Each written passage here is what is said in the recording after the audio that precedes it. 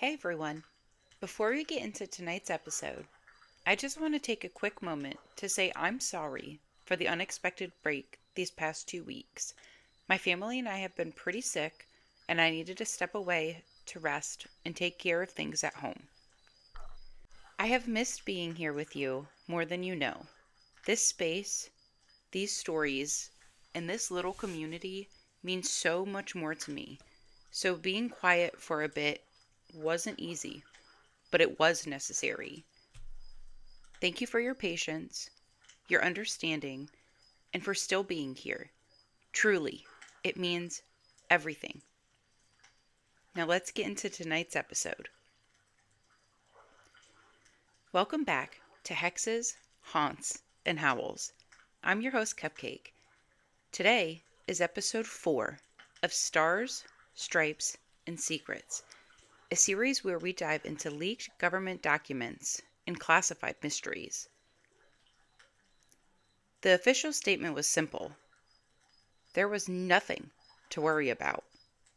No threat, no evidence of anything beyond ordinary explanation. Nothing unusual. And yet, they kept investigating. Not for a year, not for a quick sweep, just to be sure.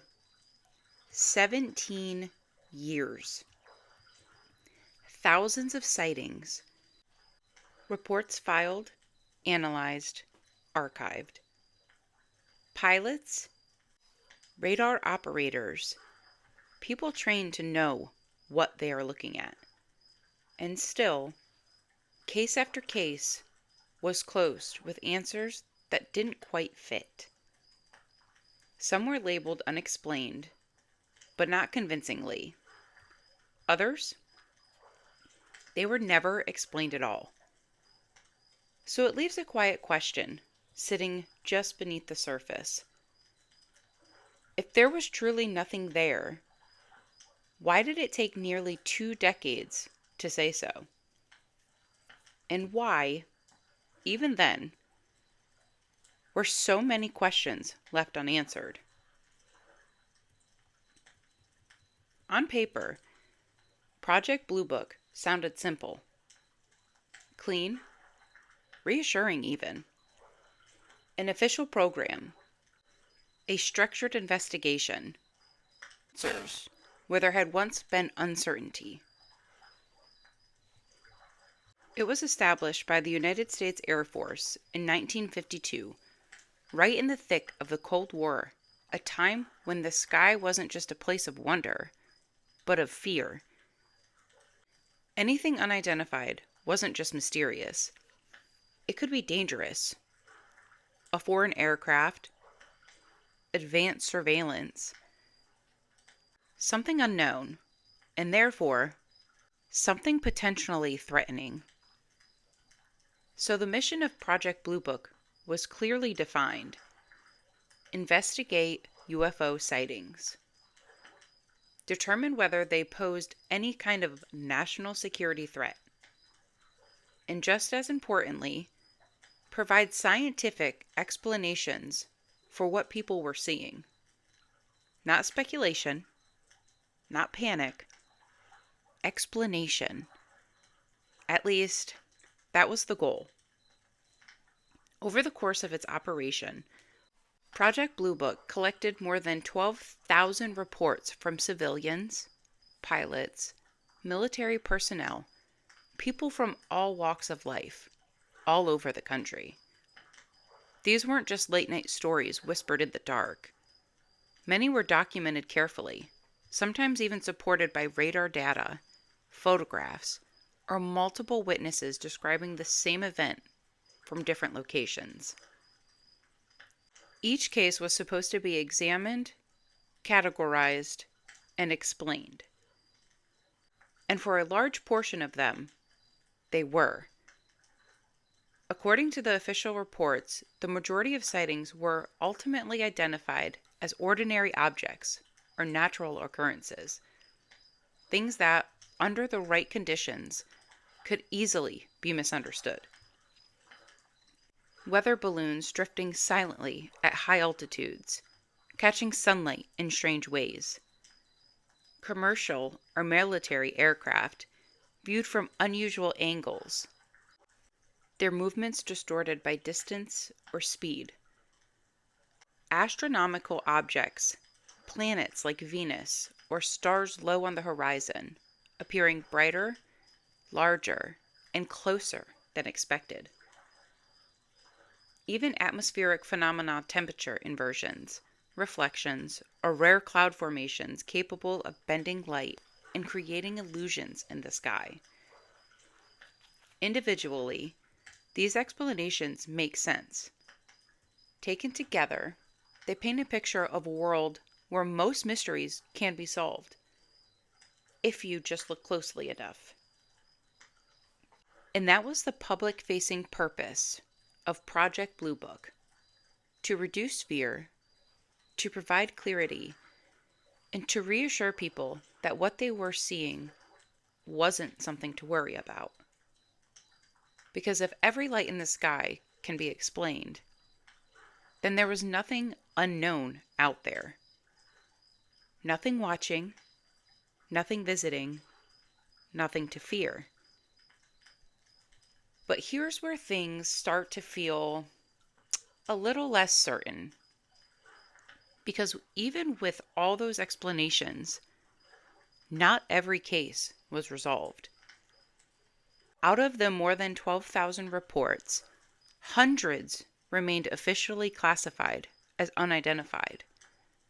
Not because they weren't investigated, but because after investigation, they still couldn't be explained. No weather balloon matched the description. No aircraft could be accounted for. No natural phenomenon fully fit what witnesses described. And some of those witnesses weren't just civilians looking up at the sky for the first time. They were trained observers, pilots, radar operators, military personnel, people who knew exactly what they were looking at and what they weren't. So while the official narrative emphasized the solved cases, the balloons, the planes, the tricks of light, it quietly left space for something else. A gap. A question. If the majority had explanations, what about the ones that didn't? And maybe more importantly, why did an unexplainable phenomenon require 17 years of continuous investigation?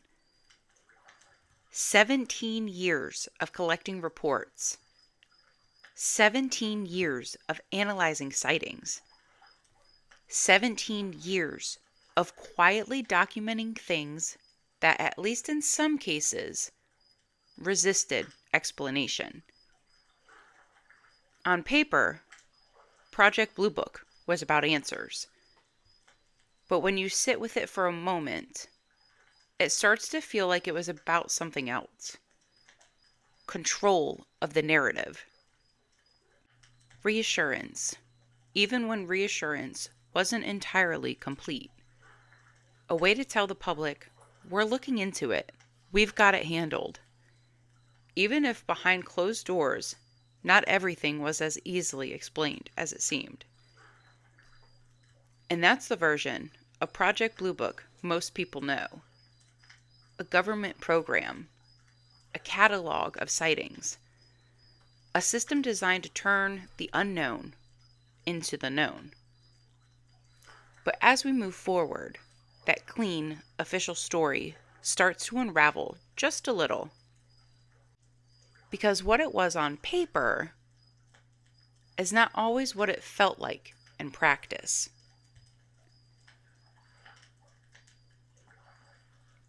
There's one detail about Project Blue Book that tends to stick with you. Not the thousands of cases that were explained away. Not the weather balloon.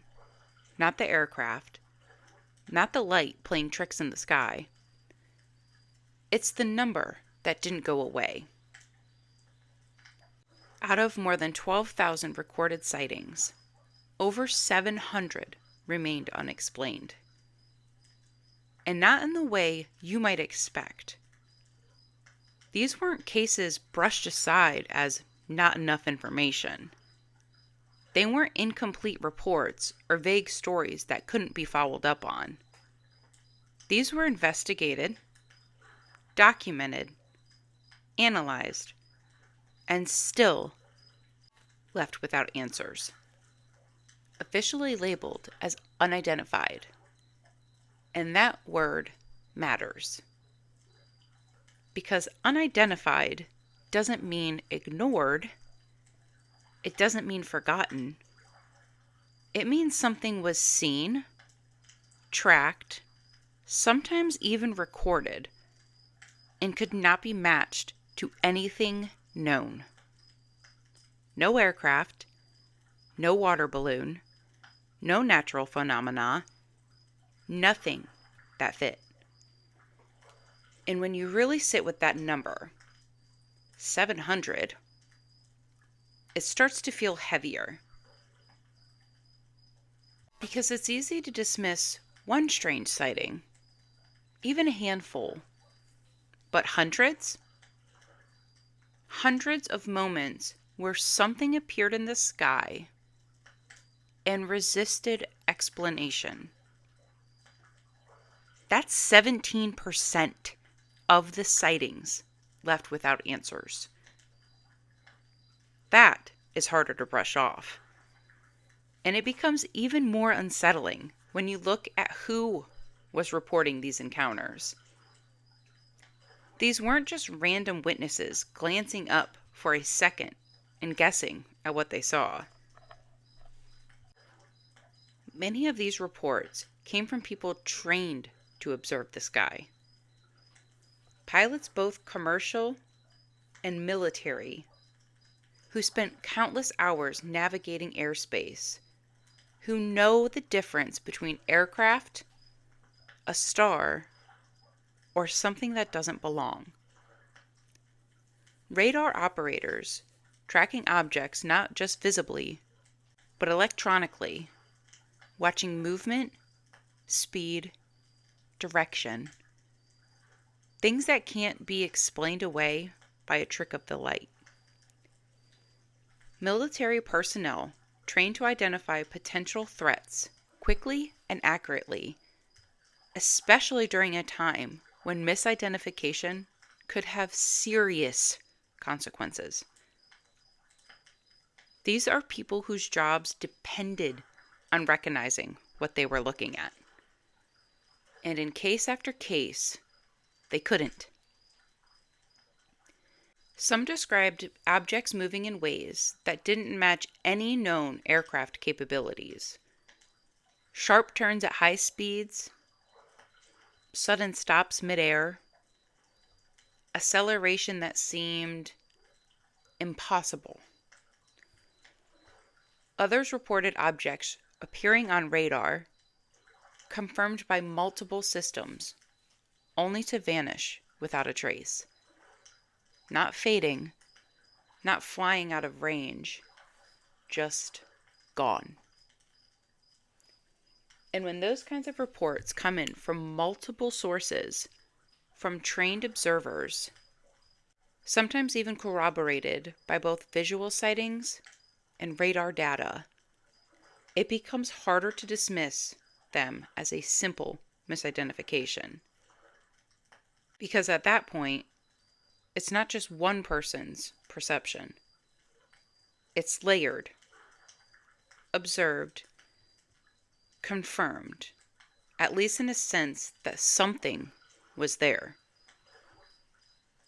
So when Project Blue Book labeled those cases as unidentified, it wasn't a casual decision. It was what remained after explanation had failed, after every known possibility had been considered and rolled out. And that is the statistic that lingers. Not the thousands that were explained, but the hundreds that were not. Because those 700 cases sit quietly in the background of the official story. Unresolved, unclaimed.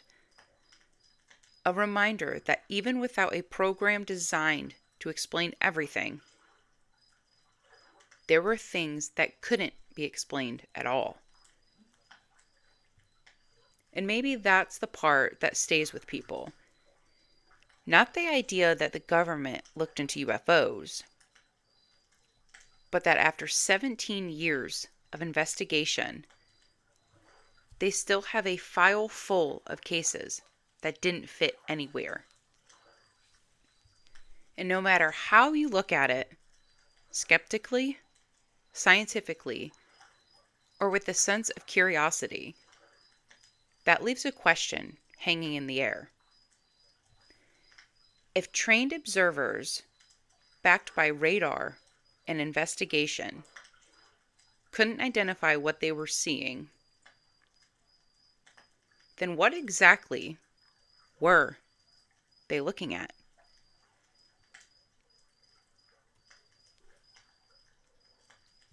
If Project Blue Book were just a collection of random sightings, it would be easier to dismiss. Different people, different places, different explanations. Noise in the system, if you will. But when you start looking closer, really looking, something else begins to emerge.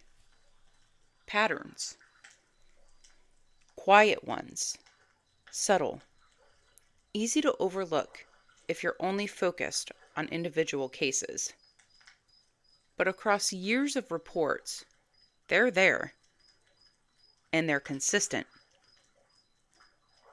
In many of the most credible sightings, the ones that remained unexplained, witnesses described objects that didn't behave the way anything known should.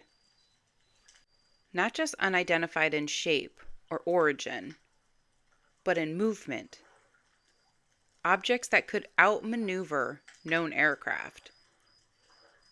Pilots, trained, experienced, familiar with the limits of their own machines, reported being unable to keep up, not just in speed, but in agility.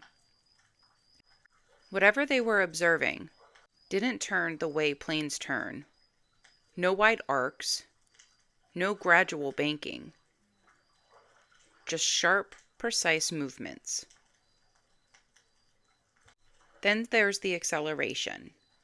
Again and again, witnesses describe objects going from stillness to extreme speed in an instant. No buildup, no gradual increase, no visual effort, just motion. Immediate, controlled, almost deliberate. The kind of acceleration that, if a human were inside, would be physically impossible to survive, at least based on what we understand. And the most unsettling of it all,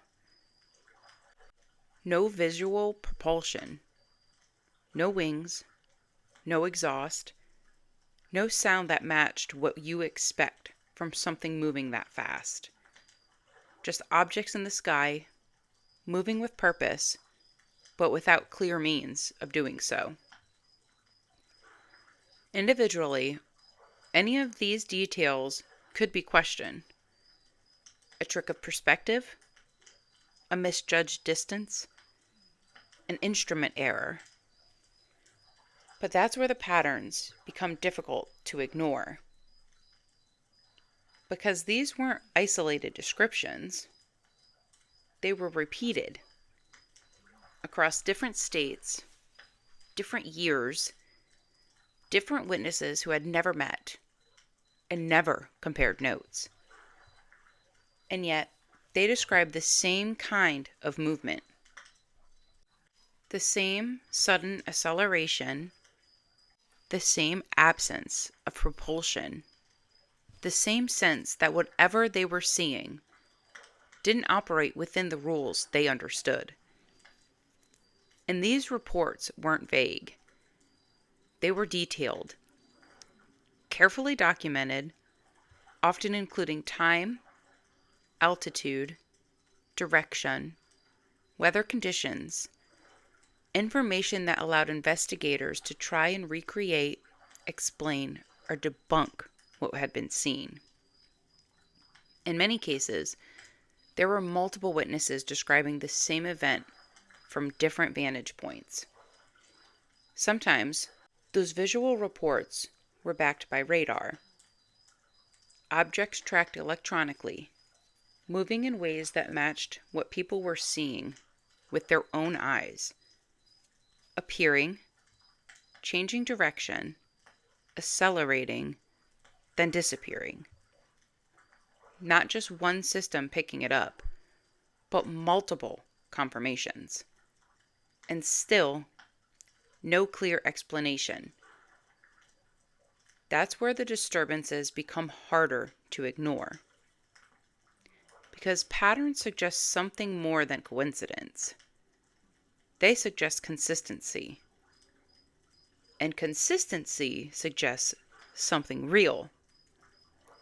Not necessarily something understood, but something observed, documented, and repeated, and quietly filed away under the same label, unidentified.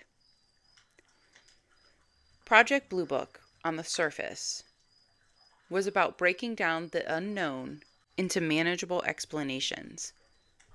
But buried within it were these patterns. These moments where the data didn't scatter randomly, but instead aligned, forming a picture that wasn't supposed to be there. Not loud, not definitive, but persistent. A quiet disturbance in the background of the official story. Because it's one thing to explain away a single sighting. It's another to explain away a pattern. And this pattern never quite went away.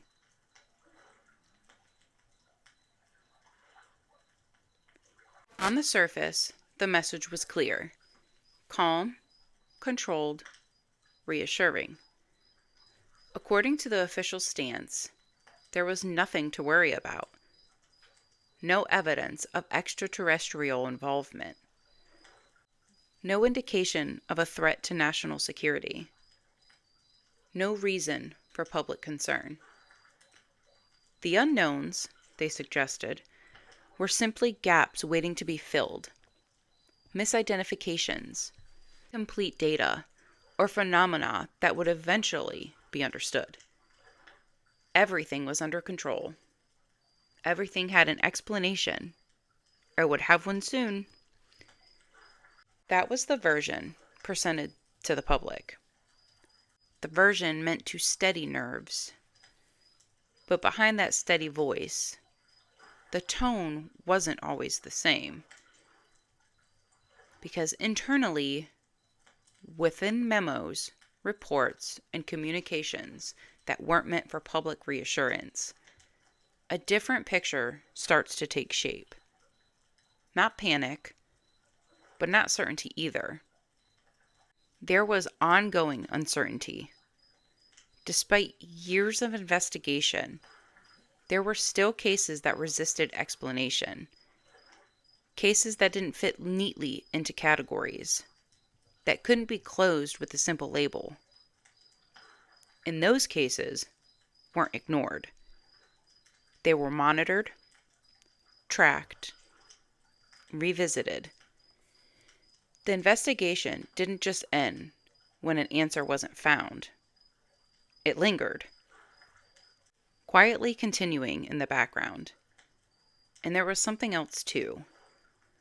A subtle but persistent concern about what these unidentified objects might represent.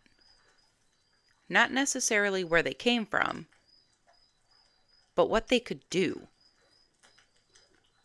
Because if objects were truly demonstrating capabilities beyond aircraft, instant acceleration, impossible maneuvers, no visual propulsion, then that raised a different kind of question. Not just what is it, but who has it? If it wasn't extraterrestrial, then was it foreign technology? Something developed in secret?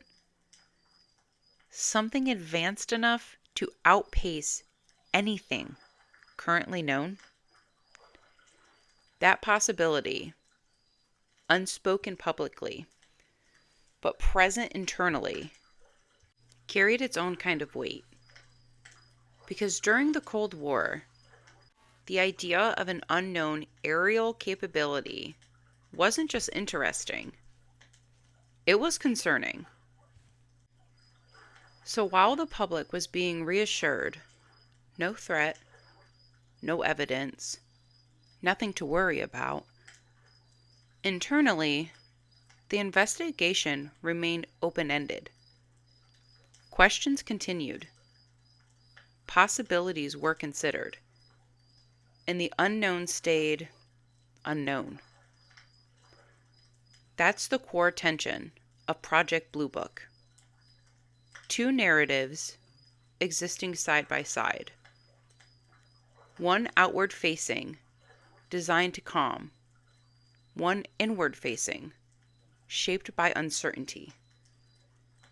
Reassurance on the surface, questions underneath. And maybe that's what makes this part so unsettling. Not that there were things in the sky we couldn't explain, but that even as those questions remained, the answer given to the public was already decided. Everything is fine. There's nothing to see here. Even when, behind closed doors, they were still very much looking. By the time you reach this point in Project Blue Book, a pattern starts to feel a little off. Not in what was unexplained, but in what was. Because while hundreds of cases remained officially unidentified, thousands more were labeled as solved, explained, closed. And on paper, that sounds reassuring. Until you start looking at how some of those explanations were reached. Because not all solutions felt equal. In many cases, complex sightings detailed, multi-layered reports were reduced to surprisingly simple conclusions. A structured encounter described over several minutes, involving movement, changes in direction, even multiple witnesses, written off as a misidentified star. Something distant, stationary, predictable, which doesn't always align with what was being described. Other reports, ones involving more than one witness, sometimes even groups of people observing the same object at the same time, were dismissed quickly with minimal follow-up. No deep dive, no extended analysis, just a conclusion and closure. And that's where the discomfort begins to settle in, because it creates a subtle shift in the purpose of the investigation. Instead of asking, what is this really? It starts to feel more like the question became, what can we reasonably call this so we can move on? And those are two very different goals. One is about accuracy. The other is about resolution, about closing the case, about keeping the number of unidentified reports as small and as manageable as possible. And when you look across the data as a whole, that pattern begins to emerge. Explanation seems to be prioritized, sometimes over depth, sometimes over certainty, and occasionally over consistency. Because when a detailed sighting is reduced to something overly simple, it doesn't just answer the question, it reshapes it. It takes something complex and makes it fit into a familiar box, even if the edges don't quite line up. And over time, those kinds of conclusions start to stack, quietly, subtly, creating the impression that most things were explained, even if some of those explanations don't fully hold up under closer scrutiny. Now, that doesn't mean every explanation was wrong. Far from that. Many of the sightings likely were what they were labeled: aircraft, atmospheric effect, or a celestial object. But the issue isn't that explanations existed, it's how readily some of them were applied, and how quickly certain cases move from unknown to known, and what might have been lost in transition. Because when explanation becomes the priority, there's always a risk that the goal shifts from understanding the phenomena to simply naming it. And once something has a name, even a convenient one, it's much easier to file it away. Forget it, move on. Which leaves a lingering question behind. Not just about the cases that stayed unidentified, but about the ones that didn't. How many were truly understood? And how many were simply resolved? Because if the pattern holds, then the story of Project Blue Book isn't just about what couldn't be explained. It's also about what might have been explained a little too early.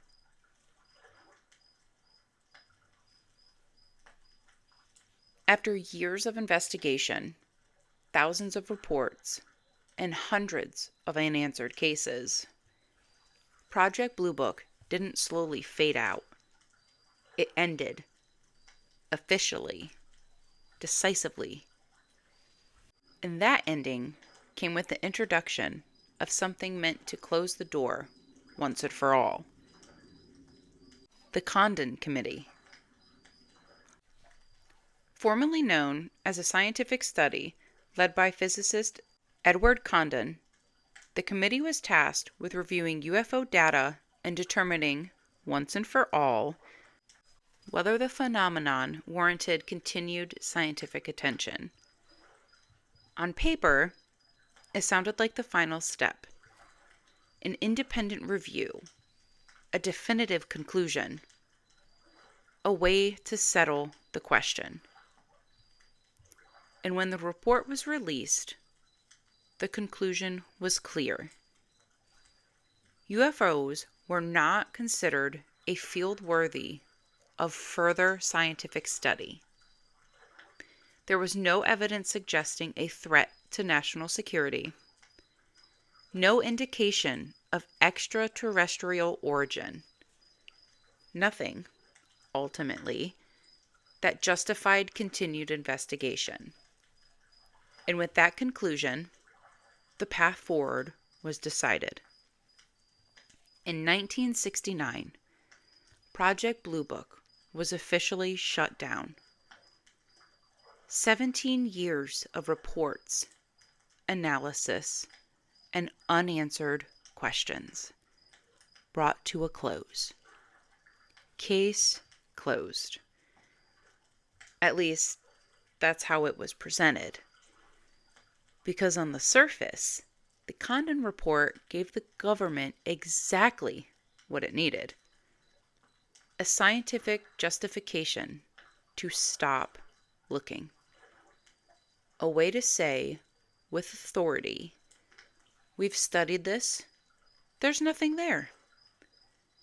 But when you take a step back for a moment, that ending starts to feel a little less like a resolution and more like a dismissal. Because at the time the report was published, those unexplained cases hadn't disappeared. They were still there. 700 of them. Documented, investigated, still without answers. And yet, the overall conclusion didn't hinge on resolving those cases. It didn't require every sighting to be explained. Instead, it reframed the entire phenomena as something not worth pursuing further, which creates a quiet tension. Because how do you close the book on something that hasn't fully been understood? How do you declare something unworthy of study when pieces of it remain unexplained? It's not that the report ignored the data entirely, but it seemed to weigh the broader picture more heavily than the unresolved details, focusing on the idea that most cases had explanations, while the remaining ones didn't justify continued effort. And maybe, from a certain perspective, that makes sense. Resources are limited, priorities shifted. Not every mystery can be pursued indefinitely. But for those looking at those unanswered cases, the ones that lingered, resisted, and refused to fit, the conclusion feels incomplete. Because those cases weren't hypothetical. They were real occasions, real observations, left without resolution. And yet, they were folded into a conclusion that said, this isn't worth studying anymore. That's the unease the Condon report leaves behind. Not that it ended Project Blue Book, but how it ended it. With certainty on the surface and unanswered questions just beneath it.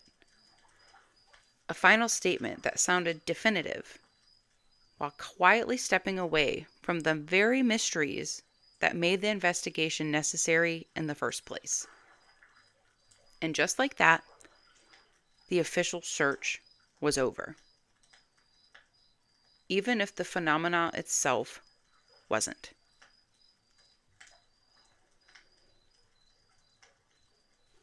And here, we arrive at the part that sticks with you. The quiet, persistent unease that never fully goes away. If, as the official story insists, there was nothing there, then why did the Air Force continue to investigate for nearly 2 decades? 17 years. Thousands of reports. Hundreds of hours spent analyzing sightings.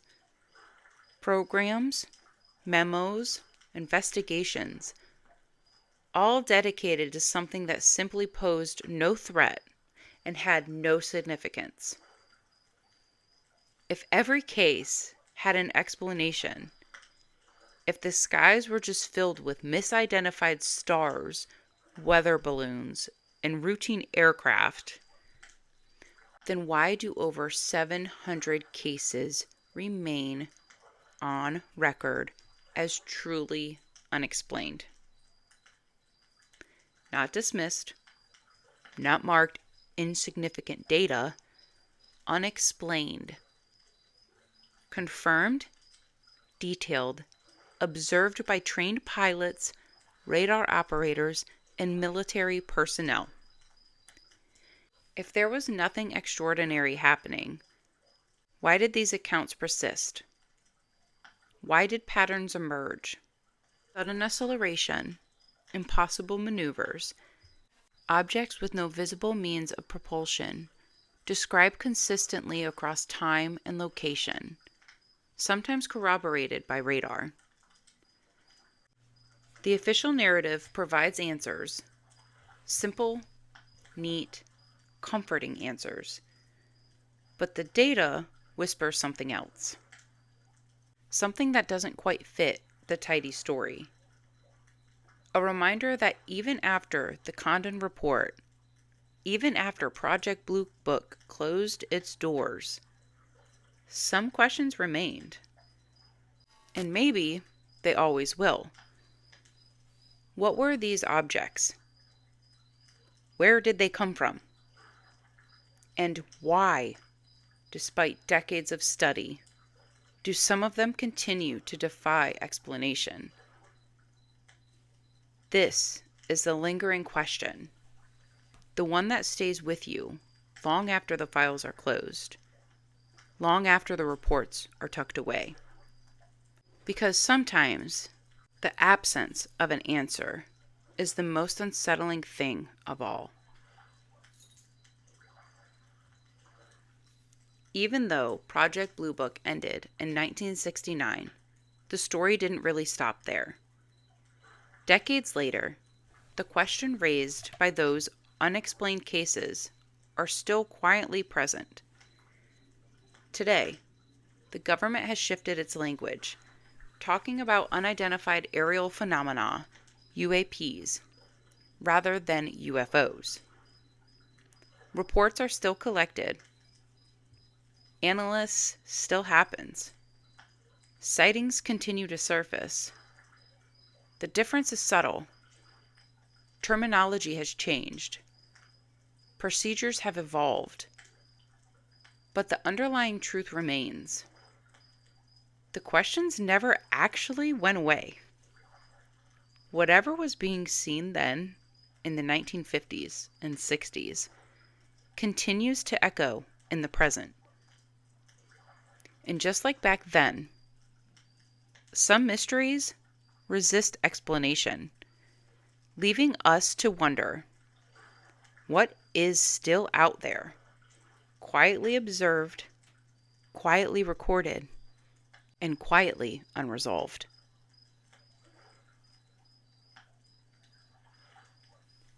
At the end of the day, Project Blue Book isn't really about aliens. It's not a proof of visitors from another world. It's something subtler, something quieter. It's about uncertainty, about the contradictions that quietly ripple through official reports and public statements. It's about information that doesn't fully line up, cases that resist tidy explanations, and patterns that suggest there's more beneath the surface than the narrative allows. It's the space between reassurance and doubt, between explanation and mystery. And perhaps the most enduring takeaway: Project Blue Book didn't prove anything, but it also didn't explain everything. And maybe that's where the real story lives.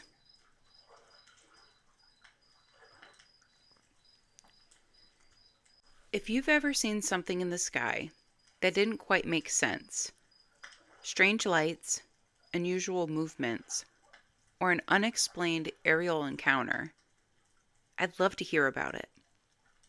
You can submit your stories to hexes, haunts, and howls at gmail.com. Again, that's hexes, haunts, and howls, all one word, at gmail.com. All stories will remain anonymous.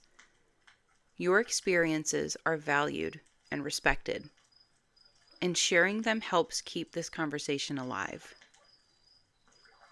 Thank you for listening to Hexes, Haunts, and Howls. I'm your host, Cupcake. Until next time, stay sweet.